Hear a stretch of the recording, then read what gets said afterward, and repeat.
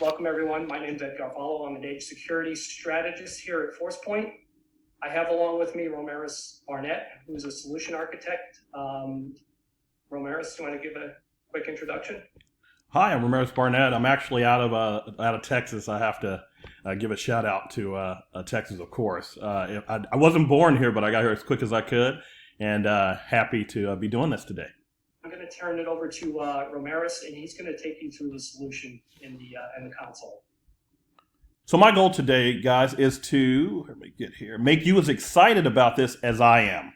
So we are in the business of actually solving problems, and more importantly, solving your problems and making it easier for you to do business. So I want to talk about that today with our offering. So this isn't just a fly-by-night thought. This is actually years in the making with proven technologies that we have, world-class technologies that we've converged together to do this. So today, I'm going to talk about the fact that it all starts with, let me shrink this here. It all really starts with our unified endpoint.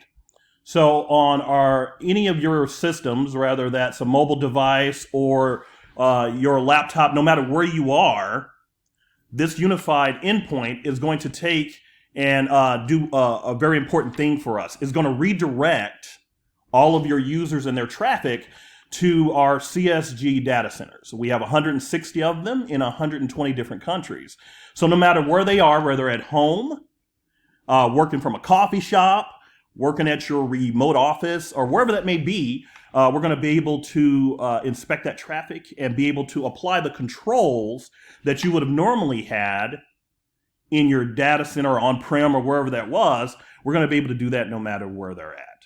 So my goal today, like I said, is to get you as excited as I am about this. So let's talk about the 3 problems that I'm going to talk about solving for you today. And I'm only going to talk about 3. There are many more that you can apply to this, but these are the 3 use cases. So first use case number 1, we're going to talk about general web browsing. So you have customers now who are working from home or in a remote office or at coffee shops, wherever that may be. You need to be able to put controls around where they're going on the internet and how much time they're spending in different places. We can do that for you. The second thing we're going to do is take a look at sanctioned and unsanctioned applications. So those are 2 different use cases there. First, with the unsanctioned, how do we control that shadow IT? Now that we have users working from home and doing their own thing, how can we control what applications they're actually using and where they're actually putting our company data? So I'm going to show you how we can deal with that. And then finally, we're going to take a look at the applications we actually want to protect, those SaaS applications that are sanctioned, and how we do that. So let's take a look at it. I'm going to get right into here.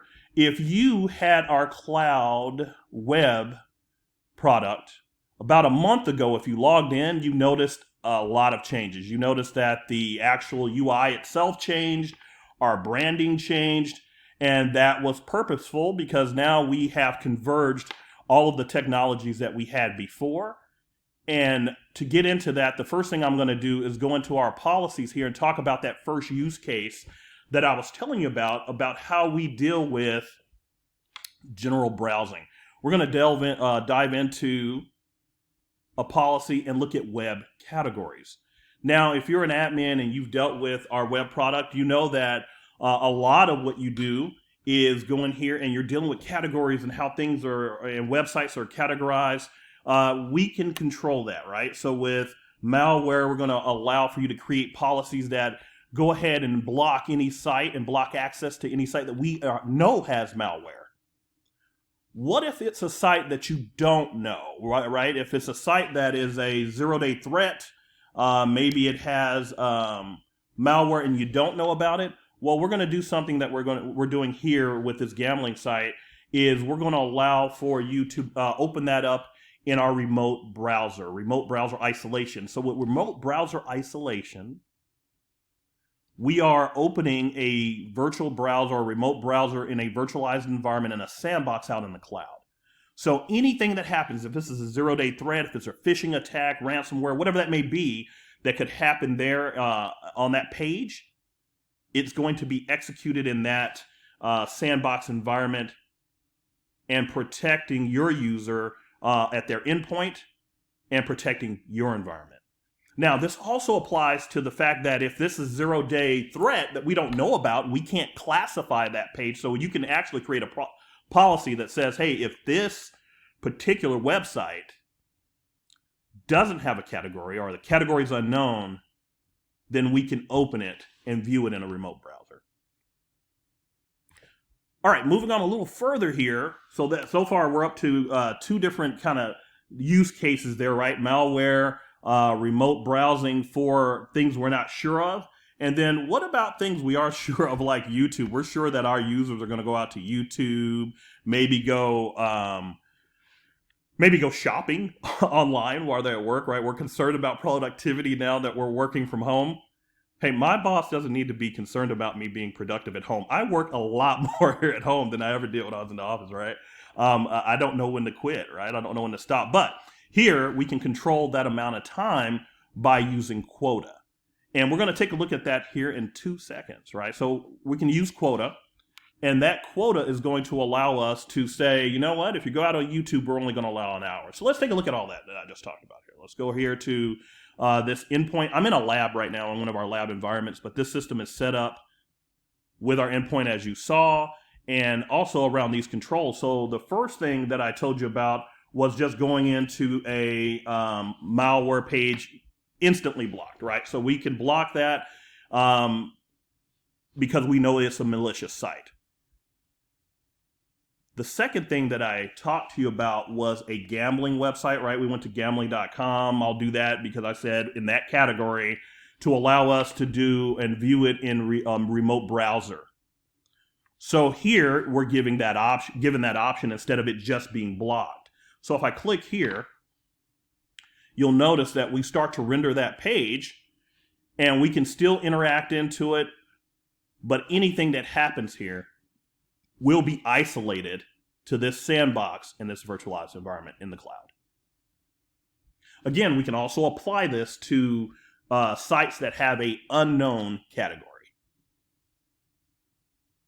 I'm excited about this. I like this. This is easy to implement for you guys.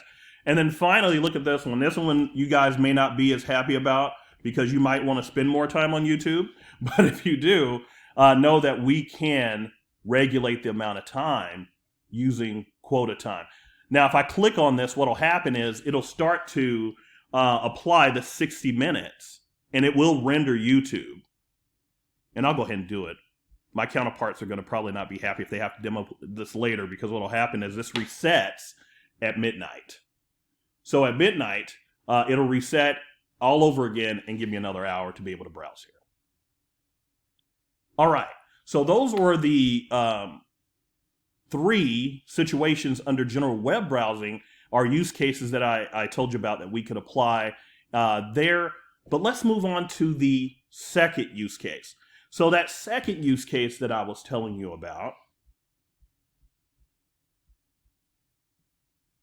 was sanctioned and unsanctioned applications, specifically unsanctioned applications. So I'm going to uncheck this.